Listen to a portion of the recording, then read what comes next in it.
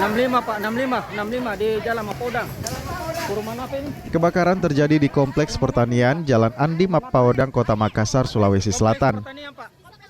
Api tiba-tiba muncul dari salah satu rumah warga yang ditinggal pemiliknya. Warga kompleks perumahan pun sempat panik dan berusaha memadamkan api. Api baru bisa dipadamkan setelah tim pemadam kebakaran mengerahkan 7 armada ke lokasi kejadian. Tidak ada korban jiwa dalam peristiwa ini lantaran rumah dalam keadaan kosong ditinggal pemiliknya.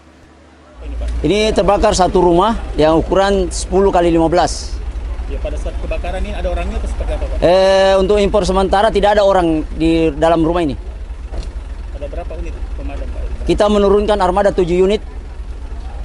Ada dari kendala, Pak, dalam proses pemadam? Tidak ada kendala karena kebetulan masyarakat sini sudah tahu barangkali tugas-tugas pemadam sehingga memudahkan kita untuk api dikuasai. Kalau dari informasi masyarakat ini penyebabnya apa, Pak? Belum kita ketahui apa penyebabnya.